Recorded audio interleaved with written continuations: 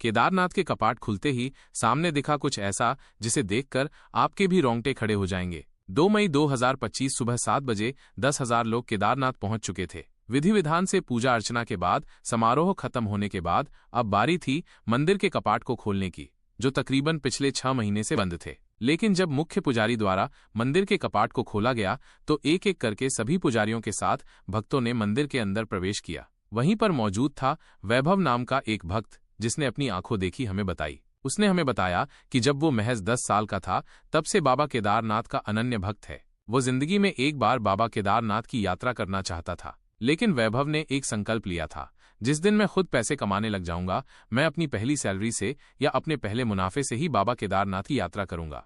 वैभव रात दिन पढ़ाई करता था और उसने अपनी काबिलियत से एक सॉफ्टवेयर कंपनी में इंजीनियर के पद पर बहुत अच्छी जॉब पाई थी। उसका सालाना का पैकेज 12 लाख था। 1 महीने तक अपनी नौकरी करने के बाद वैभव अपनी मन्नत को पूरा करना चाहता था। बचपन से ही उसे केदारनाथ जाना था, लेकिन वह अपने पैसों से ही केदारनाथ जाना चाहता था और अपने माता पिता को भी तीर्थ यात्रा कराना चाहता था। जब पहले महीने की सैलरी आई तो उसने खुद की और अपने माता पिता की देहरादून की रेलवे की टिकट करा ली। 2 मई के दिन बाबा केदारनाथ के कपाट खुलने वाले थे, लेकिन वैभव 27 अप्रैल के दिन ही केदारनाथ के नीचे घाटी में स्थित ऊखीमठ पहुंचना चाहता था, क्योंकि वह जानता था कि केदारनाथ के कपाट खुलने से पहले केदारनाथ की पंचमुखी डोली शीतकालीन गद्दी स्थल ऊखीमठ स्थित ओंकारेश्वर मंदिर से रवाना होती है। यह पंचमुखी डोली 5 दिन की यात्रा संपन्न करके 2 मई के दिन बाबा केदारनाथ के धाम पहुंचने वाली थी। वैभव जी ने अपने माता पिता को सीधा देहरादून से केदारनाथ के लिए रवाना कर दिया था, लेकिन वे पंचमुखी डोली के साथ पैदल 5 दिनों की यात्रा करके बाबा के धाम पहुंचना चाहते थे, क्योंकि उनका ऐसा मानना था कि आज जो भी मेरे पास है, मेरी जो भी नौकरी है, अच्छा घर परिवार है, सब बाबा केदारनाथ का ही दिया हुआ है। अगर आप भी बाबा के सच्चे भक्त हैं तो इस वीडियो को लाइक जरूर करना और कमेंट बॉक्स में जय श्री केदार जरूर लिखना।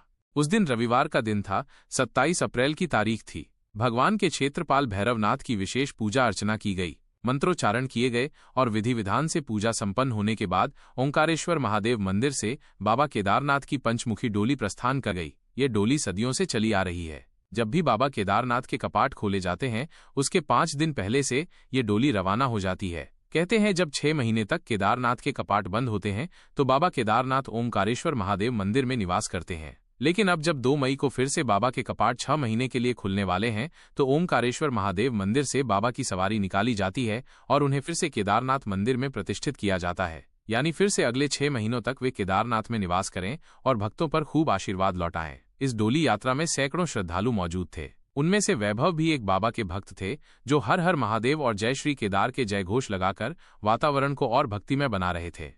यात्रा के क्रम के अनुसार डोली का प्रथम पड़ाव गुप्त काशी स्थित विश्वनाथ मंदिर होने वाला था, जिसके लिए 28 तारीख को रात्रि के समय वे लोग बाबा विश्वनाथ के मंदिर पहुंच गए। यहां पर डोली को रखा गया और सभी श्रद्धालुओं ने विश्राम किया। 29 अप्रैल को ये पंचमुखी डोली गुप्त काशी से प्रस्थान करके अपने द्वितीय पड़ाव यानी फाटा तक पहुंची। उस दिन डोली ने फाटा में विश्राम किया और 30 अप्रैल को फाटा से प्रस्थान करके डोली को अपने तीसरे पड़ाव पर पहुंचना था। लेकिन तेज आंधी तूफान ने बहुत सारी मुश्किलें पैदा करी। वैभव का कहना था कि मंजर बहुत भयानक था, बहुत बर्फीला तूफान था, सामने कुछ भी नजर नहीं आ रहा था। मैं बहुत ज्यादा डर गया था, लेकिन एक बूढ़े व्यक्ति ने मुझे हिम्मत दी कि तुम तो जवान हो, तुम्हें किस बात की चिंता है, मैं तो बूढ़ा होकर इतनी हिम्मत कर रहा हूँ। उस बूढ़े व्यक्ति ने मेरे अंदर हिम्मत भरी। पता नहीं वो कौन था, लेकिन मुझे विश्वास है वो महादेव का ही रूप था। अब हमें पंचमुखी डोली लेकर तीसरे पड़ाव की ओर जाना था, जो था गौरीकुंड का गौरा देवी मंदिर। यहाँ पर पंचमुखी डोली की पूजा अर्चना की गई, लेकिन 1 मई के दिन 4 दिन बीत चुके थे।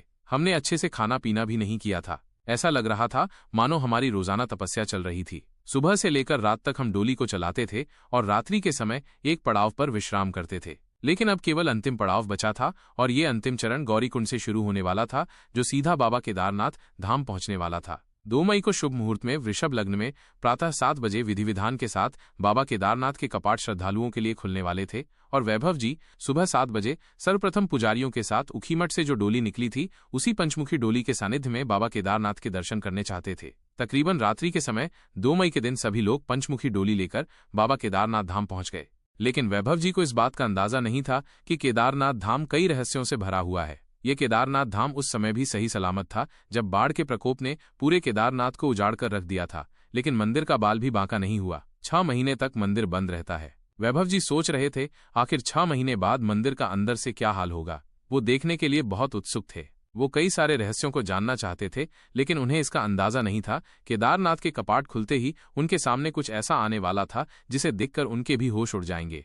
सुबह 7 बजे बजने ही वाले थे। सभी लोग बहुत उत्साहित थे। सभी लोग बाबा के दर्शन करने को बेताब थे। इसी बीच पुलिस कर्मियों द्वारा, आर्मी के ऑफिसरों द्वारा बहुत सारे प्रदर्शनी की गई। ढोल पीटे गए, नगाड़े पीटे गए और 7 बजे का इंतजार सबको हो रहा था, क्योंकि वैभव जी पंचमुखी डोली के साथ 5 दिनों की यात्रा करके आए थे। वे बहुत थक चुके थे, लेकिन बाबा केदारनाथ के धाम पहुंचते ही उनके अंदर एक अलग ही ऊर्जा आ गई थी। सर्वप्रथम पुजारी मंदिर के कपाट पर पूजा अर्चना कर रहे थे और खोलने की तैयारी कर रहे थे। वैभव जी भी वहीं मौजूद थे। वे साल के सबसे पहले दर्शन करना चाहते थे। उस समय सुबह के 7 बजे पूजा अर्चना करने के बाद बाबा केदारनाथ के दरवाजे खोल दिए गए। मुख्य पुजारी ने अंदर प्रवेश किया। एक एक करके सभी पुजारी अंदर जाने लगे। बारी आई वैभव जी की। जब वे मंदिर के अंदर पहुंचे तो नजारा देखकर उनके होश उड़ गए। मंदिर के अंदर सबसे पहले जो भूभाग था वो काफी साफ सुथरा दिखाई दे रहा था। मंदिर अंदर से ऐसा लग रहा था मानो कुछ ही समय पहले किसी ने सफाई की हो। सामने की ओर उन्हें छोटा सा गर्भगृह दिखाई दिया।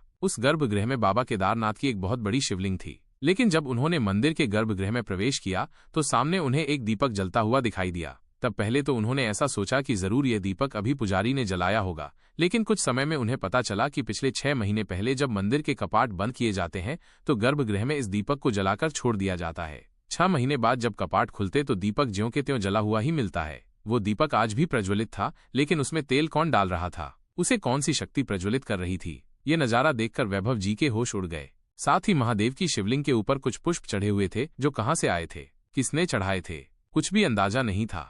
जब वैभव जी ने वहां के कुछ पुजारियों से बात करी तो उन्होंने एक ऐसी सच्चाई बताई जिसे सुनकर आपके भी होश उड़ जाएंगे। पुजारी का कहना था बाबा केदारनाथ बड़े ही दयालु है। वे अपने भक्तों में कभी भी भेदभाव नहीं करते। उनकी भक्ति करने का अधिकार मनुष्य, भूत, प्रेत, पिशाच, गंधर्व, किन्नर सबको है। जब 6 महीने के लिए यहाँ पर बाबा केदारनाथ की पूजा मनुष्यों द्वारा बंद हो जाती है तो स्वयं देवता पधार कर रोजाना यहाँ पर केदारनाथ भगवान की पूजा करते हैं। तुम जब मंदिर में प्रवेश कर रहे होंगे तो तुमने देखा होगा यह मंदिर तुम्हें साफ सुथरा लग रहा होगा, जबकि ये पिछले 6 महीने से बंद पड़ा था। मंदिर के अंदर एक अखंड दीपक जल रहा है। वो दीपक देवताओं की कृपा से जल रहा है। मंदिर में कपाट खोलते ही हमें कई पुष्प दिखाई दिए, जबकि यहाँ आसपास फूलों का कोई पौधा नहीं है, फूलों का कोई पेड़ नहीं है, क्योंकि शिवलिंग के ऊपर साक्षात देवता पुष्प अर्पित करते हैं। और पिछले 6 महीने से जब मनुष्य यहाँ पूजा नहीं करते तो बाबा केदारनाथ की पूजा जरूर होती है, और वो पूजा साक्षात देवी देवता आकर करते हैं। उस दिन अपने माता पिता के साथ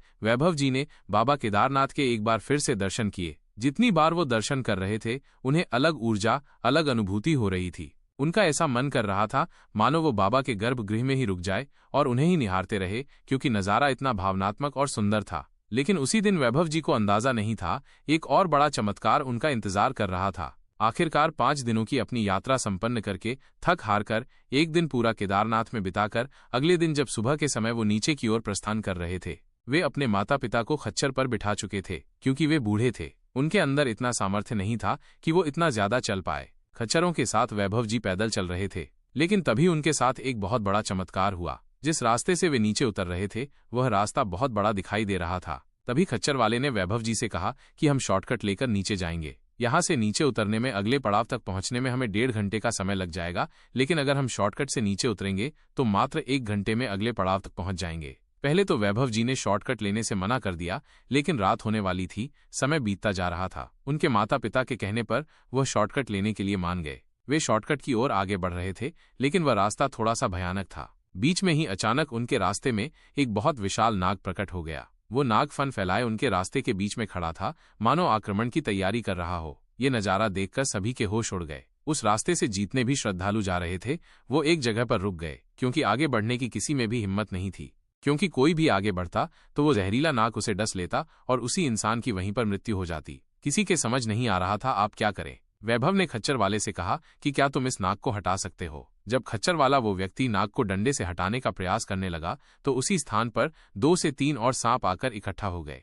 ऐसा लग रहा था मानो वो नहीं चाहते कि ये लोग आगे जाएं। क्या इसके पीछे कोई चमत्कार था या फिर बाबा केदारनाथ की कोई लीला। तकरीबन 1 घंटे तक वे लोग उसी स्थान पर रुके रहे, लेकिन सांपों ने वहां से हटने का नाम नहीं लिया। मजबूरन उन्हें उस रास्ते को छोड़ना पड़ा। उनका काफी समय बर्बाद हो चुका था। जो रास्ता लंबा था उसी रास्ते से उन्होंने नीचे जाने का फैसला किया। तकरीबन 1.5 घंटे बाद वे अगले पड़ाव पर पहुंचे, लेकिन तभी उन्हें एक ऐसी खबर मिली जिसे सुनकर आपके भी होश उड़ जाएंगे। वैभव जी को पता चला कि जिस शॉर्टकट से वे नीचे आने वाले थे, उस शॉर्टकट पर कुछ समय पहले भूस्खलन हुआ है। भगवान की कृपा है, उस समय वहां कोई श्रद्धालु मौजूद नहीं था, वरना अक्सर श्रद्धालु नीचे उतरने के लिए इस शॉर्टकट का इस्तेमाल जरूर करते हैं। जब वैभव जी ने इस चमत्कार के बारे में सुना तो वो समझ गए, आखिरकार वो सांपों का झुंड हमारे रास्ते में क्यों आया था। आखिर उन्होंने किसी भी श्रद्धालु को आगे क्यों नहीं बढ़ने दिया। ये साक्षात बाबा केदारनाथ की महिमा थी। वो नहीं चाहते थे कि उनके धाम में आए हुए श्रद्धालु इस भूस्खलन का शिकार हो, और इस तरह से उन्होंने हमारी जान बचाई। सभी लोगों ने बाबा केदारनाथ को शत प्रणाम किया और रात्रि के 9 बजे वे लोग गौरीकुंड पहुंच गए।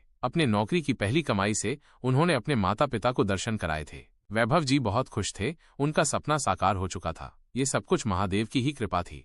तो आप हमें नीचे कमेंट बॉक्स में बताइए, आप बाबा केदारनाथ के धाम कब जाने वाले हैं। वीडियो अगर पसंद आई हो तो लाइक करे बिना कोई भी नहीं जाएगा। साथ में चैनल को सब्सक्राइब करके बेल सभी आइकॉन को प्रेस करना मत भूलना। आपको हमेशा ऐसी सत्य चमत्कारक घटनाएं देखने को मिलती रहेंगी। दर्शकों को हर हर महादेव।